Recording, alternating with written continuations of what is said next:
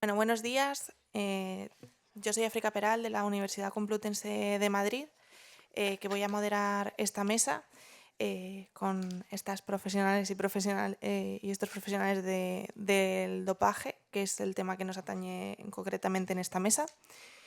Simplemente para iniciar quería dar las gracias tanto a Álvaro López Samanes como a la universidad por la organización de este evento, a Crown Nutrition por concretamente el patrocinio de esta mesa y por no desajustar este horario tan bien organizado que sé que ha llevado mucho esfuerzo. Voy a pasar directamente a presentar a las ponentes y el ponente que hablarán brevemente sobre diferentes temáticas relacionadas con el dopaje y posteriormente ya pasaremos a un debate abierto y a un turno de preguntas. Inicio presentando al doctor Millán Aguilar, que ya lo han presentado con anterioridad, ya le conocen de la ponencia que acaba de realizar, que creo que ha quedado muy clara y que ya ha aportado mucha información sobre este tema. Por ampliar un poco esta presentación, comentar que es profesor contratado doctor en la Universidad Francisco de Vitoria y además es doctor en Ciencias de la Salud por la Universidad Camilo José Cela. Desempeña su labor como agente del control de dopaje y es colaborador científico en la Comisión Española para la Lucha Antidopaje en el Deporte y asimismo coordina el grupo de investigación Dopaje en el Deporte de la Facultad de Ciencias de la Salud de la Universidad Francisco de Vitoria. Posteriormente tendrá el turno de palabra la doctora Elena García Grimau, que también es profesora, en este caso en la Universidad de San Jorge, doctora en Ciencias de la Actividad Física y el Deporte por la Universidad Autónoma de Madrid y además es licenciada en Bioquímica, experta en antidopaje y trabaja actualmente en el Departamento de Educación de la Unidad de Integridad del Atletismo de la World Athletics y además ha sido atleta profesional especializada en medio fondo y fondo con 12 años de trayectoria y experiencia en el deporte de alto nivel. Y por último tendrá la palabra la profesora, doña Carolina García González, que es graduada en farmacia por la Universidad de Salamanca y trabaja como jefa del Departamento de Políticas en la Prevención del Dopaje en el Deporte de la Agencia Estatal de la Comisión Española para la Lucha Antidopaje en el Deporte. Además, ha sido subdirectora general en el Ministerio de Sanidad, donde también trabajó como jefa de servicio de la Subdirección General de Calidad Asistencial y como farmacéutica titular del Estado en la Dirección General de Salud Pública. Así que sin más dilación pasamos a la exposición del doctor Millán Aguilar.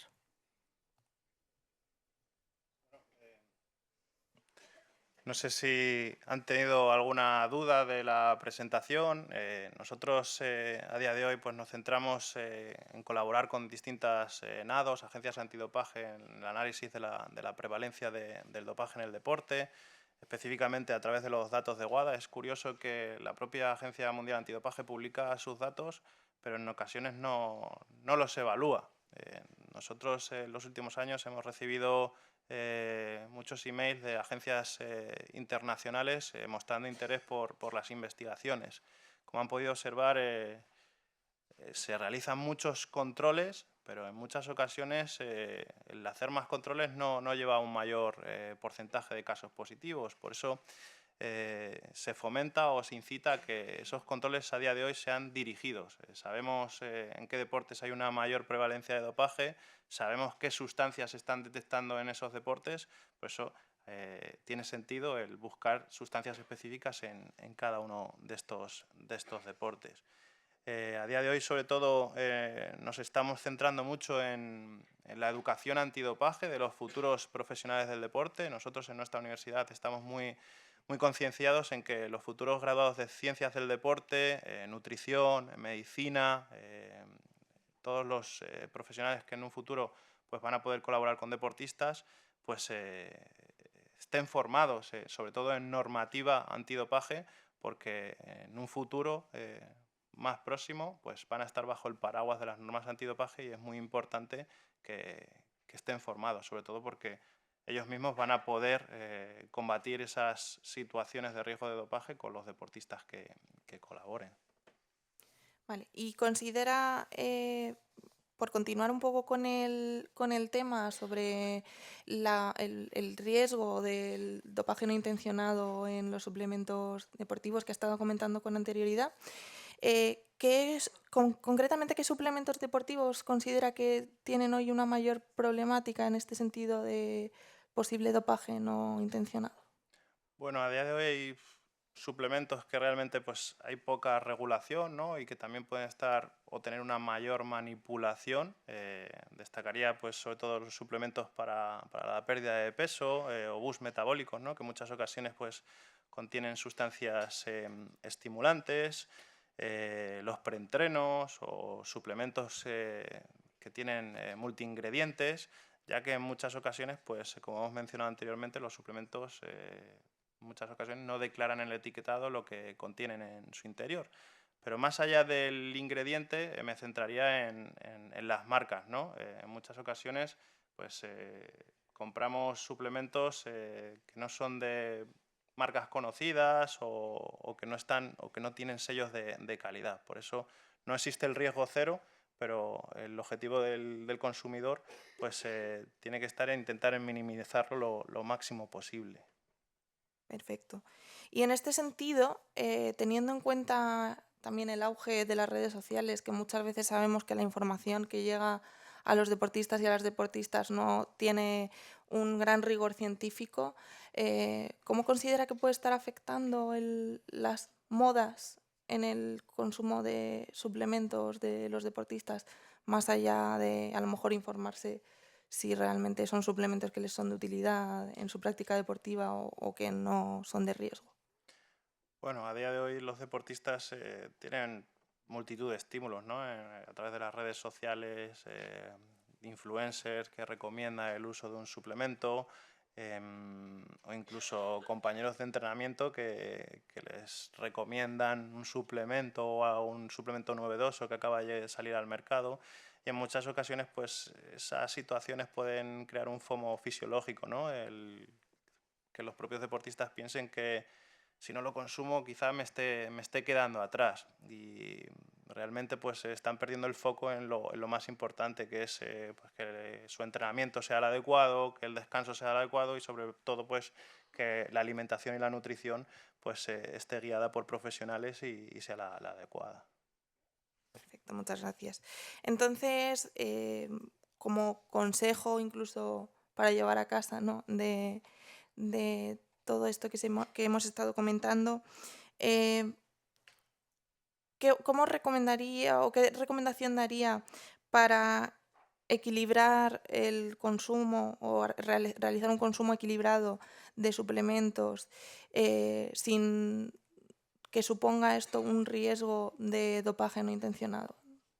Bueno, partiendo de la base que no hay riesgo cero, y además la Agencia Mundial Antidopaje no recomienda el uso de suplementos deportivos en los atletas de élite, pues como comentábamos anteriormente, ¿no? El consumir suplementos que tengan evidencia científica, una base sólida, como pueden ser pues, la cafeína, la creatina, el zumo de remolacha, como comentaba anteriormente Álvaro López Amanés, el bicarbonato, suplementos pues, que estén más allá del ámbito científico, que sean seguros.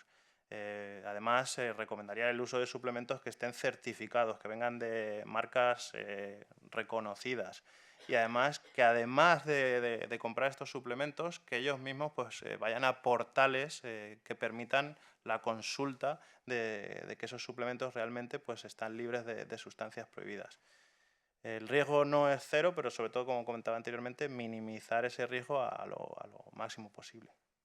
Vale, y simplemente para finalizar ya su intervención, ¿qué desconocimiento cree que hay a nivel nutricional o de educación nutricional que considera que está afectando al uso o la exposición innecesaria de las deportistas y los deportistas a este tipo de suplementos que puedan suponer un mayor riesgo de dopaje no intencionado? Pues sobre todo, como hemos podido ver, no acudir a un profesional. No acudir a un profesional que sea el que le paute el uso de suplementos, pues evidentemente es un gran riesgo. no conocer estos portales de consulta como Infosport, InfoChoice, NodoPub, el caso de la aplicación de CELAD, en la que se pueden consultar pues, medicamentos y tipos de vía de administración. Yo diría pues sobre todo eso, y además que no, en muchas ocasiones pensamos que el consumir suplementos nos va a hacer mejorar mucho más y quizás ese es el mayor problema. Pues muchísimas gracias, doctor Aguilar.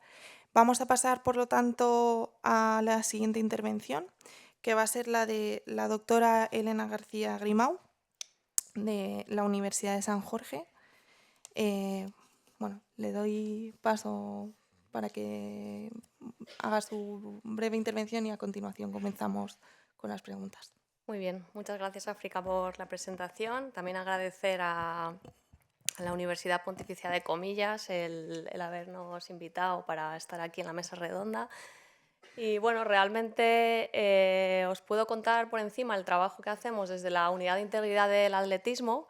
Es un organismo que forma parte de la World Athletics, la Federación Internacional de Atletismo. Es muy reciente, se creó en el año 2017 y realmente lo que tratamos allí es pues, no solamente los aspectos del antidopaje, sino todos los problemas que puedan surgir que afecten a la integridad del atletismo, ya sea corrupción, soborno, manipulación de la competición, salvaguarda y seguridad de los atletas. Perdón. Y es cierto que nuestros esfuerzos principales se centran en la prevención del dopaje. Y muestra de ello es la gran cantidad de atletas que tenemos en nuestro grupo registrado de control. El grupo registrado de control, como ha mencionado antes Millán, y seguro que también Carolina va a poder mencionarlo a posteriori, son los atletas a los que se les hacen controles de dopaje fuera de competición y tienen que mantener su localización todos los días del año. Y estos atletas, en el caso de atletismo, son pues, los atletas más top, ¿no? Son los medallistas olímpicos, medallistas mundiales. Tenemos hoy en día unos 700 en nuestro grupo de control de todo el mundo. De todo el mundo. El atletismo es un deporte muy universal. Tenemos campeones olímpicos y mundiales en Botswana, en África, en Etiopía, en Kenia, en Santa Lucía, o sea, en países realmente muy diversos. Y esto presenta grandes desafíos, obviamente. A nivel educativo, que es donde estoy yo, en el Departamento de Educación, pues tenemos que educar a todos estos atletas de todo el mundo con múltiples situaciones, tanto de idiomas, de regiones horarias, de contextos culturales. Y bueno, tenemos una red de educadores que hablamos al final más de 11 idiomas y lo que organizamos son sesiones educativas por Zoom online presenciales 2 veces al año y lo que intentamos es centrarnos en sus principales problemas y necesidades en cuanto a problemas de integridad, ¿no? Y lo que más nos encontramos son pues, dudas respecto al dopaje, ¿no? La prevención del dopaje. En concreto, los atletas, sobre todo de Etiopía y de Kenia, presentan muchas dudas respecto a la nutrición y a la suplementación deportiva. Son los que más, pues muchas veces nos comentan, es que ya no sé ni lo que comer, ni lo que puedo hacer o no para no dar positivo. Y bueno, intentamos resolver todas esas dudas con una atención muy personalizada. Tenemos una tasa de asistencia de casi un 40% de nuestra pool de atletas que tenemos y realmente esto es algo único a nivel de federación internacional. Yo he dado formaciones a Mondo Duplantis, a Noah Lyles. Creo que esto es algo que no está presente en otras federaciones. Creo que no hay un educador que dé formación a Rafa Nadal con otros tenistas nivel top a nivel mundial. Y bueno, es un valor añadido que tenemos y la realidad es que somos también a lo mejor ahora aquí voy un poco en contra de lo que se ha hablado del dopaje no intencionado, pero tenemos un poco la idea de que el deportista que da positivo y que cazamos, pues no hay un dopaje, es intencionado completamente. O sea, el dopaje no intencionado a día de hoy, que hay mucha información y formación en este sentido, es prácticamente nulo. Detrás siempre hay una intención. Otra cosa es que luego en los tribunales, a la hora de sancionar a este deportista que está en su derecho de defensa, pues consiga pues, decir que ha sido no intencionado por un motivo o por otro. Pero eso es un poco lo que nos encontramos. Entonces los controles de dopaje están muy, muy dirigidos y muy en vinculación con el departamento de inteligencia, que son ellos los que tenemos investigadores que están a veces en el campo investigando situaciones. También recibimos muchas denuncias y entonces ese conjunto de factores hace que los controles sean muy dirigidos y bueno, y por eso conseguimos sacar muchos positivos. Y luego también ahora estamos mejorando mucho la herramienta del pasaporte biológico. Tenemos ya muchos deportistas que han sido sancionados por esta herramienta, que es un método indirecto de dopaje. Al final, si un deportista consume una sustancia prohibida, va a haber una serie de alteraciones en sus biomarcadores y estas alteraciones pues, son indicios de que se puede estar dopando y eso nos sirve a nosotros pues, para dirigir esos controles, ¿no? Y bueno, no sé, es que podía contar, podía contar muchas cosas. Luego ya también creo que a título individual y personal, que yo he sido atleta de alto nivel, cuando estás de lleno en el mundo del deporte de élite, eres muy consciente de cuando alguien está utilizando una sustancia prohibida o no. O sea, es que eso se ve, ¿no? Al final los entrenamientos son los mismos para todos y luego hay unos picos de rendimiento, unas mejoras en el rendimiento muy, muy rápidas y bueno, y bajo mi experiencia personal, en cuanto a la suplementación deportiva, el 100% de los compañeros y compañeras que yo conozco o sea, se suplementan. Muchos de ellos no acudían a profesionales de la nutrición, eran por recomendación y es cierto que hay un área ahí de trabajo pues, muy importante, ¿no? Porque ya no es solo un tema de dar positivo o no, sino también es un tema de salud. Yo tengo una anécdota, no me quiero prolongar mucho, pero hace 15 años en nuestro grupo de entrenamiento, pues el que era la estrella del grupo, vino una empresa de suplementación le daba a él suplementación deportiva y dijo, bueno, pues a tus compañeros les hacemos un descuento. Y todos, pues venga, pues un descuento, venga, vamos a suplementarnos todos. Voy a decir el nombre porque es que ya no existe, ahora os cuento lo que ocurrió. Se llamaba Nutritec, tenían una fábrica en Toledo y yo empecé a suplementarme con sus productos y tenía dolores de cabeza. Había uno que en concreto era como que estaba estimulada todo el día, sabía mal. Y yo ya al cabo de una semana o dos dije, mira, yo dejo de tomar esto que a mí no me está sentando bien. Pues meses después la policía cerró la fábrica y la empresa porque estaban fabricando esos productos pues sin condiciones de calidad suficientes, estaban adulterados, había otras sustancias presentes. Entonces, claro, yo dije, yo que, bueno, fui inteligente y me escuché a mi cuerpo y dije, esto no me está sentando bien, pero claro, si hubiese prolongado eso durante muchos meses, no sé qué me habría pasado. Podría haber dado positivo, pero me podría haber pasado algo a nivel de salud. Entonces hay que trabajar mucho en este aspecto porque la realidad es que ocurre, o sea, que los suplementos nutricionales tienen un riesgo y bueno, y hay que evitarlo porque al final el objetivo final en el atletismo en concreto, en lo que hacemos, es que sea un entorno seguro, sea un entorno saludable y el atleta esté feliz haciendo lo que hace en su trabajo. Y para ello, pues, la labor educativa es fundamental. Y en este sentido, ¿han notado muchos avances o que la tecnología, los avances tecnológicos han ayudado en este control y han notado mejoras en estos últimos años?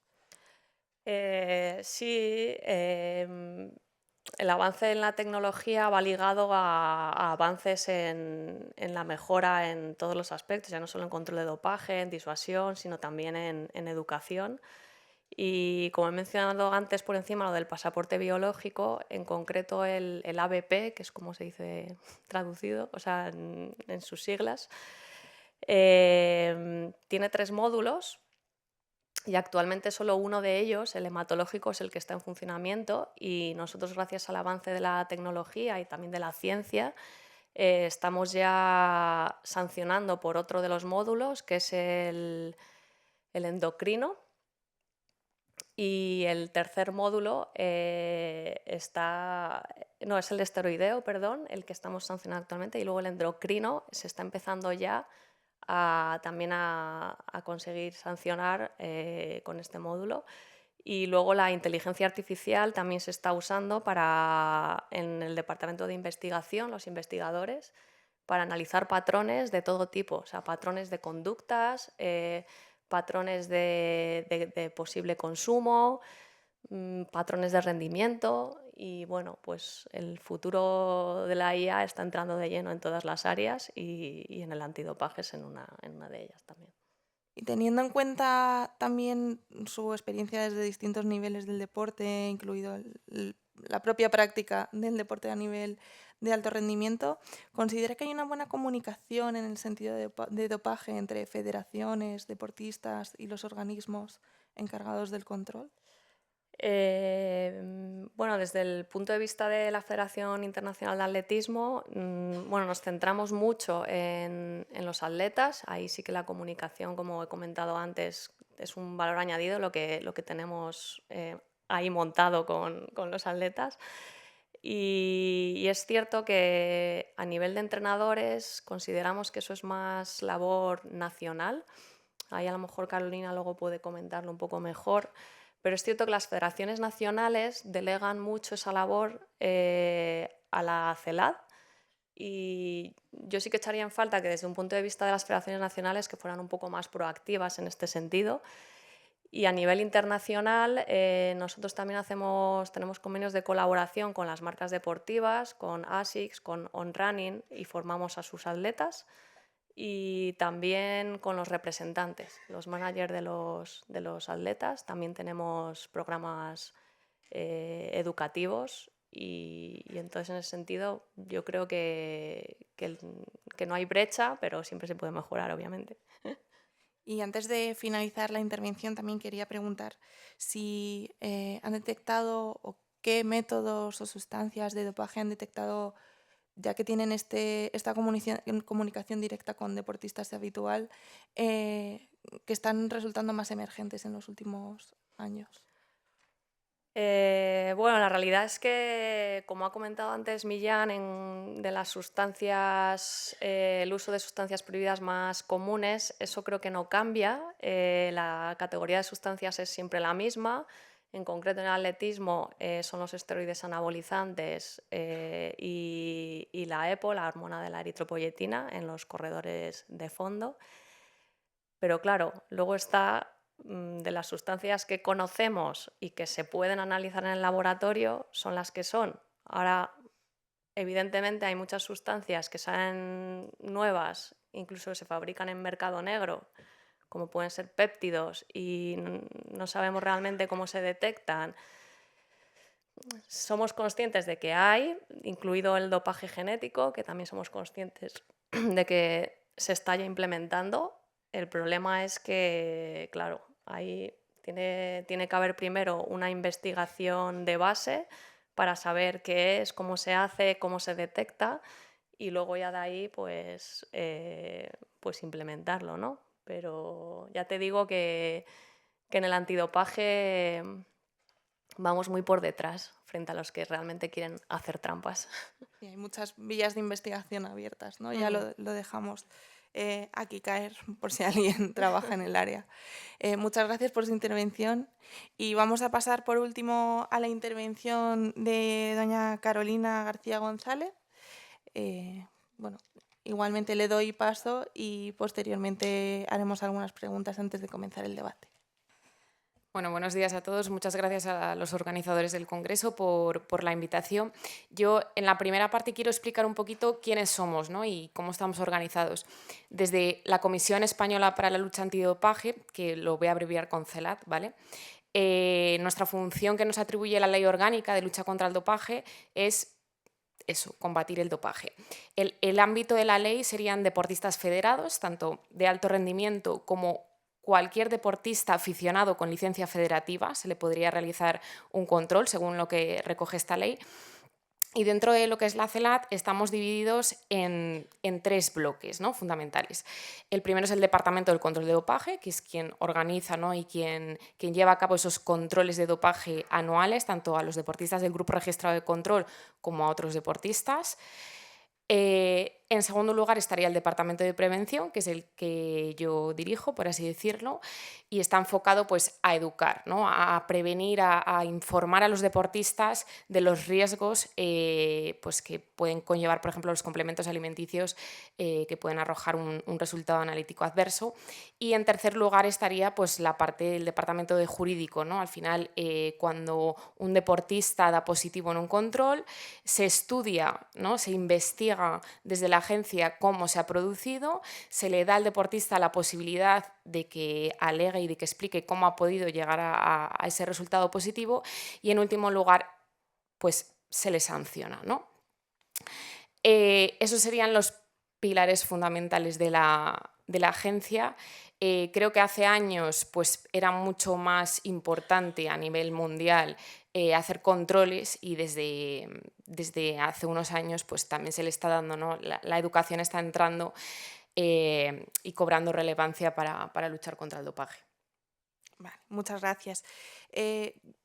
Querría destacar algunos cambios normativos que haya habido recientemente y que estén siendo de especial utilidad en esta prevención del Sí, dopaje. en lo que es el ámbito de la prevención, de la educación, para ponernos en contexto, el primer Código Mundial Antidopaje es del año 2004 y no es hasta el año 2021 cuando se publica el primer estándar de educación, porque además del Código Mundial hay una serie de estándares que desarrollan más específicamente lo que es el código.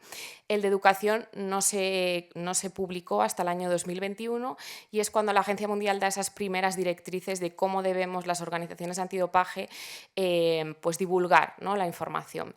Sí que es verdad que es un estándar muy reducido, da pinceladas, nos dice qué es lo que tenemos que contar, tanto a deportistas como al personal de apoyo, pero no nos impone ninguna obligación como sí impone obligaciones en el ámbito de control o, por ejemplo, de sanciones, ¿no? Sí que es verdad que en la semana que viene se presenta en Corea del Sur el nuevo Código Mundial y los nuevos estándares que entran en vigor en 2027. Nosotros ahora tenemos todo el año de 2026 para modificar nuestra ley orgánica y que esté en línea con este código y con estos nuevos estándares. Y sí que es verdad que en el ámbito de educación hay cambios importantes porque se nos va a pedir que las organizaciones nacionales tengamos un programa de educación, que desarrollemos un plan anual de educación y que acreditemos educadores. Es decir, que nosotros formemos a educadores que puedan difundir esa educación, porque ahora mismo ni tan siquiera las federaciones grandes como puede ser la de fútbol tienen una comisión de formación, es decir, que nos piden a nosotros que vayamos a formar a los futbolistas jóvenes. Por tanto, creo que sí que va a suponer un cambio importante y va a hacer que, bueno, pues que la educación llegue a más deportistas y a más personas que no solo sean los deportistas y personal de apoyo. Y aprovechando que justamente destaca dentro de estas medidas la educación, ¿cuáles son las principales barreras que se encuentran a la hora de divulgar toda esta información o difundirla entre los deportistas y las deportistas? Pues, a ver, es verdad que ahora mismo la principal barrera es que hay deportistas que se creen que ya lo saben todo, que ellos ya no necesitan ninguna información más porque todo lo que tienen que saber ya lo saben. Esa es la principal barrera, ¿no?, que ellos se ponen ellos mismos. Y luego sí que es verdad que para nosotros poder difundir y llegar a los deportistas necesitamos una colaboración completa de las federaciones, porque al final el deportista se mete, por ejemplo, todos los días o todas las semanas en la página web de su federación, pero no se mete en la página web de la CELAD, ¿vale? Sí que es verdad que hemos firmado convenios con federaciones para sobre todo, además de nosotros darles formaciones, que ellos difundan nuestro material, porque nos hace llegar mucho más a los deportistas y personal de apoyo. Y yo creo que esa es la principal barrera bueno, que al final pues, se convertirá de barrera, ¿no?, a ser un complemento y una colaboración continua con las federaciones. Y en este sentido también, ya que estamos hablando del ámbito científico, estamos poniendo un poco en relevancia el cómo trasladar, ¿no?, esta información que nos encontramos desde los que estamos en un ámbito un poco más científico, que a veces hablamos un lenguaje un poco más complejo. Pero claro, luego esto se traslada a hechos. Entonces, también me gustaría saber cómo o de dónde les llegan las fuentes de información de las investigaciones que se están realizando, bueno, pues también para plantear todas estas políticas. Principalmente nuestra legislación nacional está completamente basada en el Código Mundial Antidopaje y los estándares de la Agencia Mundial. Es decir, es la Agencia Mundial quien impone cuáles son las normas. O sea, todo esto sirve al final para armonizar, ¿no?, y evitar que pues, cada país vaya un poco a su bola. Por tanto, al final la lucha contra el dopaje es algo a nivel mundial que yo no sé si pasará en otros ámbitos, pero es bastante homogénea. Es decir, la Agencia Mundial te dice lo que tienes que hacer. Por tanto, tu soberanía de decisión queda un poco apartada y tú tienes que hacer lo que hace todo el mundo. Como mucho puedes ampliar lo que haces, pero el mínimo establecido es igual para todos. Por tanto, creo que eso también es positivo, ¿no?, porque al final cualquier deportista, independientemente del país donde viva, pues está sometido a las mismas normas. Y también en este sentido, bueno, existe, y de ser así, pues nos puede contar un poco cómo funciona alguna relación, alguna comunicación entre el CELAD o incluso la propia Agencia Mundial con universidades, con centros de investigación, pues para seguir trabajando y avanzando cada día un poquito más en esta prevención. Pues en el ámbito de investigación, bueno, pues como siempre pasa, ¿no?, nosotros podemos colaborar, no tenemos presupuesto propio para realizar investigación, pero sí que, por ejemplo, con la Universidad Francisco de Vitoria, pues, bueno, pues colaboramos, ¿no?, participamos un poco para generar esa sinergia que al final es profundamente necesaria entre la administración pública y lo que es la docencia, ¿no?, la investigación. También estamos intentando establecer un convenio con la Universidad Complutense de Madrid, por ejemplo, para que anualmente se hagan charlas en materia de antidoping a todos los grados, pues tanto de ciencias del deporte como también de sanitarios, ¿no? Por tanto, creo que es una relación y una colaboración esencial entre ambas instituciones. Vale. Pues muchísimas gracias por su intervención y vamos a pasar, por tanto, a la ronda de debate abierto. Bueno, voy a trasladar unas preguntas a los participantes, las participantes de la mesa. Sentíos libres de pedir la palabra en cualquier momento. Y bueno, y posteriormente pasaremos ya a la ronda de preguntas por si tienen alguna duda, que bueno, nos han contado cosas súper interesantes, así que estoy segura de que alguna cosilla se ha quedado ahí en el tintero. Voy a comenzar el debate con la siguiente pregunta, que es si, hablando de todo este tema de la suplementación, del dopaje no intencionado, ¿consideran que deberían las propias federaciones trasladar algún tipo de listados de suplementos, de suplementación que tenga pues algún índice de calidad en este sentido, que que supongan un menor riesgo de dopaje no intencionado? Bueno, como comentábamos anteriormente, a día de hoy es que hay una gran falta de información sobre suplementación deportiva a nivel no nacional sino internacional. Es el gran problema que hay con los suplementos, ¿no? Porque hay un vacío legal, no se consideran ni alimentos ni medicamentos, por eso no están regulados. Por eso pues, quizá la Agencia Mundial Antidopaje en ese caso pues, se lava las manos, no lo recomienda el uso para los deportistas. Pero es cierto que hay una gran interés, sobre todo por parte del ámbito científico. De hecho, las investigaciones que nosotros o que les he mostrado sobre el uso de suplementos en deportistas de élite españoles, porque el siguiente paso a esa investigación era comprar todos esos suplementos que los deportistas españoles estaban consumiendo para analizarlos. Pero claro, el gran problema que tenemos, sobre todo las instituciones universitarias o instituciones públicas, es la falta de financiación. Nosotros como investigadores pues llegamos hasta donde llegamos, pero falta apoyo, falta financiación y las ganas están, pero muchas veces pues llegamos hasta donde llegamos. Sí, bueno, es algo general de investigación.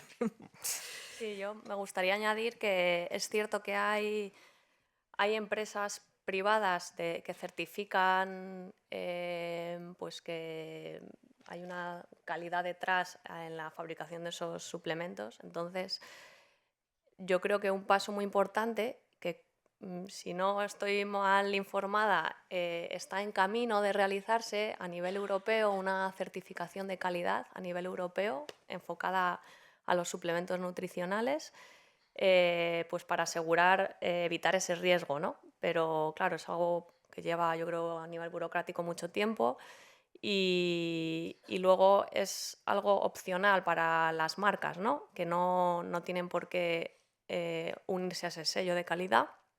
Y actualmente con los que hay privados, sí que me gustaría dar el ejemplo de Crown Sport, que además patrocina esta sesión, que conozco personalmente al CEO, le conozco hace muchos años cuando inició su empresa familiar en este mundo, en esta industria de la suplementación.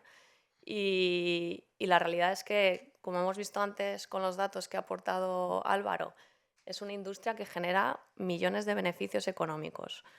El pagar a un sello para que te certifique tus productos es dinero, pero en comparación con los beneficios que generan no es tanto. Y las marcas realmente es que se despreocupan de tener este sello. Es algo que, no sé, que me sorprende, que al final cuando ves una marca deportiva que tiene una marca de suplementación deportiva que tiene este sello, refleja que detrás hay una preocupación, ¿no? por la calidad de sus productos. Sí, yo creo que, bueno, me repito un poco con mis compañeros, el principal problema de la Informados se contaminación de los encuentran en complementos estado es que, crítico de como acuerdo bien con dice el Millán, FBI, para que liberar desmintió una información. un complemento alimenticio al mercado solo necesitas comunicarlo al país donde lo liberas y tiene un libre mercado en toda Europa. Por tanto, no hay un control, no se analiza que lleva, no es un medicamento o un producto sanitario que lleva una regulación muy estricta. Ahí está el riesgo, es un mercado que mueve mucho dinero, cada vez más empresas deciden ponerse a comercializar complementos alimenticios y realmente pues, muchos de ellos pueden suponer un riesgo para la salud, ya solo sea por contaminación cruzada o por contaminación intencionada. Y desde los diferentes ámbitos en los que trabajáis, que todas estáis en contacto con deportistas, pero desde diferentes perspectivas, ¿sentís que los deportistas, las deportistas están cada vez más informados o más desinformados sobre el dopaje? A ver, yo creo que el que se quiere informar bien, se informa bien. El problema actualmente de las redes sociales es que hay tanta información que tienes que saber de dónde obtienes la información. Es decir, incluso hay cuentas en Instagram, TikTok, etcétera, que graban vídeos, ¿no? Sugiriendo cómo doparte, por así decirlo, de manera muy de soslayo, pero van ahí, ¿no? Entonces, ahí depende de la persona que busca la información, de dónde la obtiene. El problema es que se debe obtener de fuentes fiables. Sí, yo por añadir un poco, estoy completamente de acuerdo con lo que dice Carolina. Yo creo que a día de hoy el deportista está mucho más informado que lo que estaba hace 5 o 10 años, porque se han implementado programas educativos, porque hoy en día hay acceso a mucha información. El problema es ese, que tienen que saber filtrar cuál es la información buena de la mala, y también muchas veces genera confusión.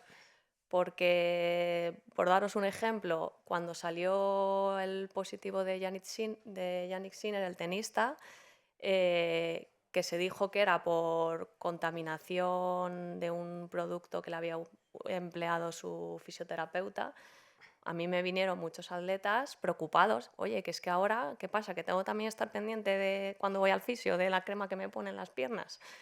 Pues, hombre, la realidad es que no, que eso tampoco es así. Y ya, claro, eso es debido a esa confusión, esa generación de alertas, debido muchas veces a esa desinformación, o que los medios de comunicación tampoco lo transmiten como tiene que ser. Entonces, bueno, pues ese es otro, ese es otro área de trabajo. Muchas gracias. Doctor Aguilar, ¿quiere Bueno, comentar algo? yo desde mi parte soy agente de control de dopaje y suelo relacionarme con muchos deportistas de alto nivel. Es cierto que en los niveles más de alto profesionalismo quizá los deportistas derivan mucho su confianza en profesionales, ¿no?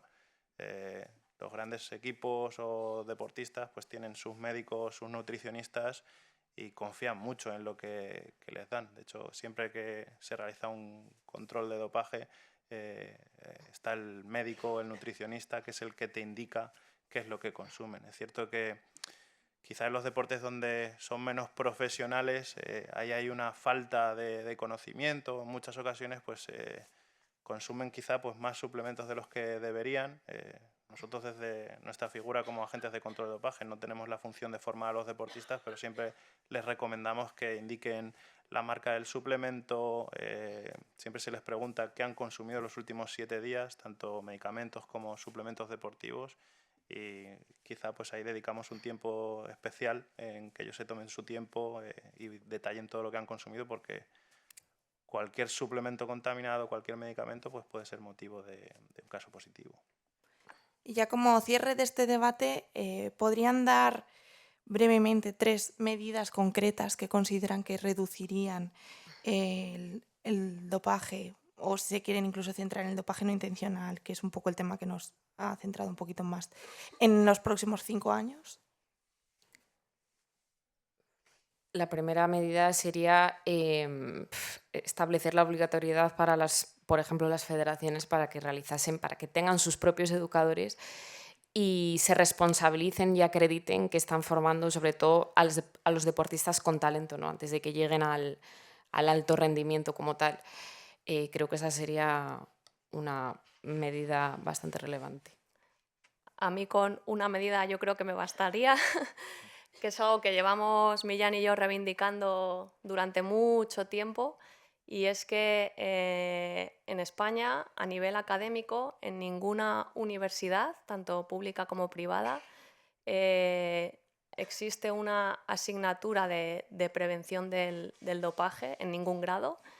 Y creo que sería muy importante que se introdujeran en los currículums académicos, ya no solo en los graduados de Ciencias del Deporte, porque como hemos visto es que el dopaje es multidisciplinar, afecta a otras muchas carreras, sino también en los grados de nutrición, de fisioterapeuta, de medicina, de enfermería, de cualquier grado donde luego pueda haber un profesional que pueda estar en contacto con un deportista. Y luego, por poner otra medida, lo que él comentaba antes del sello de certificación europea de los suplementos nutricionales, si es cierto que se sigue desarrollando e implementando, pues que se ponga en marcha lo antes posible, porque eso es también algo muy práctico, muy fácil de entender, y al deportista le va a ayudar mucho a la hora de... Bueno, al deportista y a los nutricionistas o profesionales de la salud que se dediquen a asesorar al deportista. Muchas gracias.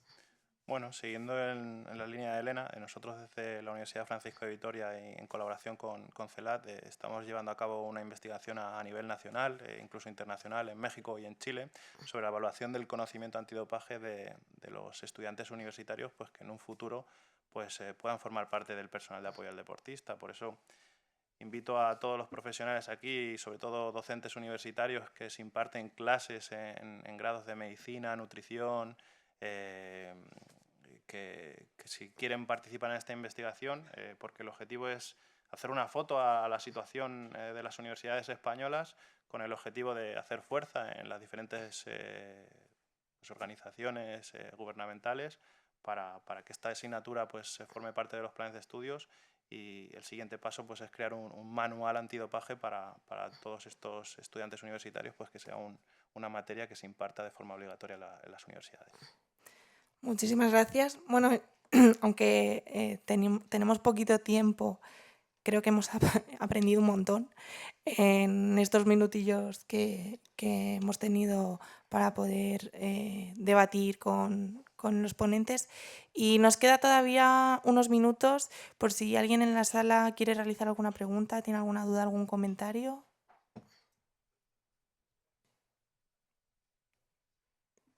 Aprovechar que estamos aquí los pocos que sabemos de antidopaje en España, así que no tengáis miedo en preguntar.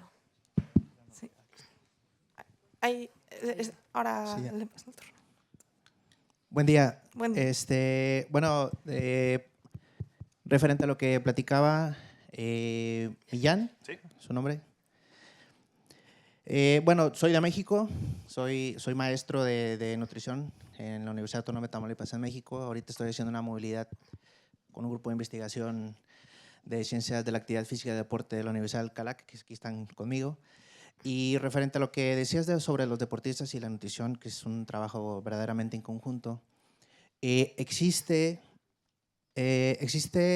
datos de frentes de la WADA que ustedes hayan sacado, que entendí que no existían verdaderamente investigaciones sobre eso, de cuál es la competición en la que está el mayor porcentaje de casos positivos de dopaje realizadas por la WADA, ya sea Juegos Olímpicos, Mundiales, y en este caso, si hablando español, tal vez en Juegos Europeos. Mi pregunta va basada en esto. En México se ha visto mucho que en los campeonatos municipales o estatales las marcas han aumentado un montón. Por ende, como comunicaba la que está a tu lado, que olvidé su nombre, perdón.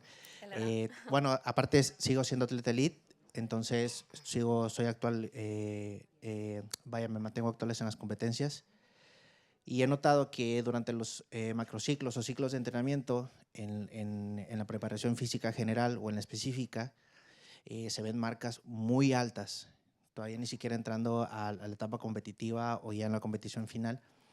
Pero sí se ha visto un aumento de estas marcas. Obviamente, tal vez no tenemos las pruebas antidopaje de esas, pero pues es obvio que cuando uno está dentro del deporte elite sabe cuáles son las capacidades de cada atleta, el tiempo de mejora, de rendimiento y así. Entonces, no se hace o no tengo este dato verdaderamente ahorita que lo platicas. Quisiera preguntarte porque pues a veces esos mismos atletas llegan a nacionales donde entramos a selección y se les hacen las mismas pruebas antidopaje y las mismas pruebas físicas y no obtienen los mismos resultados.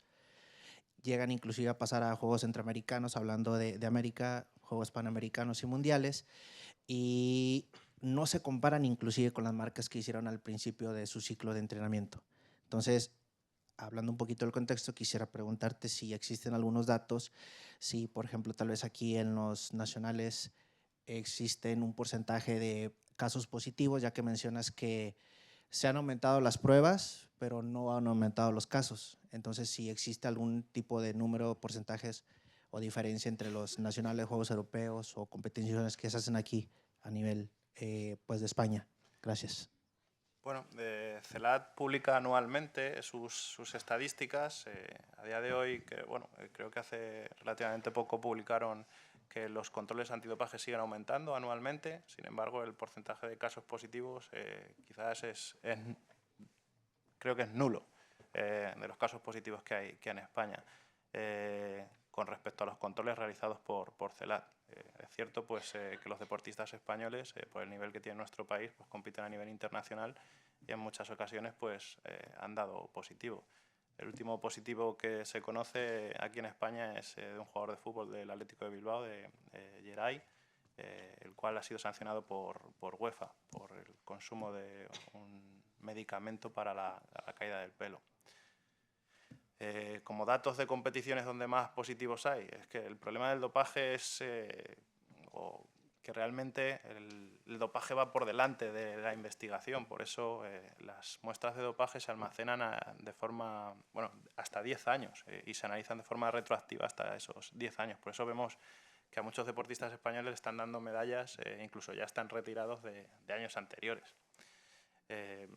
Con respecto a México, dentro de 2 semanas viajo a México, me reúno con la agencia antidopaje de allí, en la CONADE, y el objetivo que tenemos también es colaborar con ellos a nivel científico, con la parte de las universidades. Dentro de nuestra universidad forma parte de una red internacional, colaboramos con las universidades Anáhuac, sé que forman a muchos deportistas de élite y nuestro objetivo es ese, intentar llevar la educación a todo el ámbito universitario y también a los deportistas. También por las características de México, un país tan grande, sé que la parte educativa la tienen más derivada a las formaciones de ADEL, de WADA. Sin embargo, pues, como comentaba Carolina, el objetivo de la Agencia Mundial Antidopaje es que los planes educativos pues, sean específicos en cada uno de los países, porque estamos viendo que el dopaje, igual que es un fenómeno característico en cada uno de los deportes, pues también es un fenómeno característico en cada uno de los países. Bueno, da tiempo para unas preguntas súper rápidas, sé que hay más, pero bueno, por no retrasar, levantaron la mano por ahí al inicio. Sí, un poco por orden en el que levantaron la mano. Hola, buenos días. Lo primero, agradecer las intervenciones, han estado muy interesantes. Lo mío como tal no es, sí que es una pregunta, pero es más una curiosidad, porque bueno, como ha dicho Elena, sois de los pocos que investigan el dopaje a nivel nacional. Se ha escuchado recientemente una noticia de que en Estados Unidos se están promoviendo unas olimpiadas pro dopaje, que en principio se van a celebrar el año que viene en Las Vegas. Y bueno, quería saber, vosotros como profesionales y como expertos en el tema, qué opináis y sobre todo si pensáis que esto pues puede, por un lado, incentivar a que los deportistas pues consuman estas sustancias y si va a suponer un freno o si va a perjudicar esta lucha antidopaje. Gracias. Bueno, yo por dar mi opinión rápida, que se creen este tipo de juegos es reflejo de que la sociedad está enferma, básicamente. Ese es mi resumen. Ahora bien, a mí me gustaría ver qué clase de deportistas, si se les puede llamar así, van a participar en esos juegos y luego a largo plazo qué va a ser de su salud. Yo lo resumo en una palabra, me parece un esperpento. O sea, al final el deporte es deporte porque es el propio deportista con su cuerpo quien realiza una marca, pero si te dopas, al final es un espectáculo, ¿no?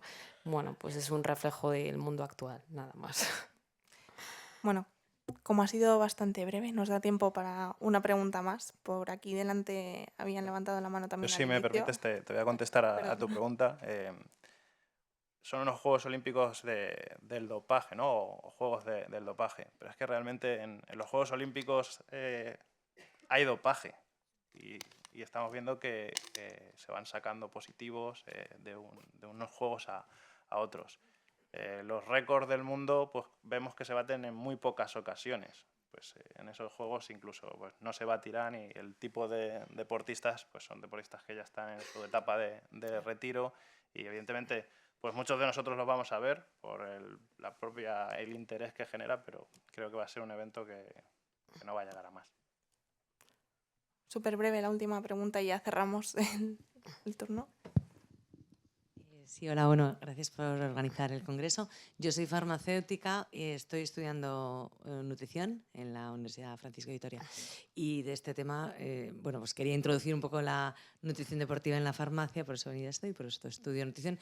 Bueno, mi pregunta es un poco tonta quizás, pero si una persona tiene una enfermedad y necesita tomar una medicación, ¿habría algún tipo de excepción en cuanto a esto? Y la otra pregunta, que es que no sé si lo he entendido muy bien, de cara a nuestro trabajo diario en la farmacia, ¿hay algún documento donde haya una relación de sustancias que puedan dar positivo o dónde consultarlo? Gracias. Te contesto.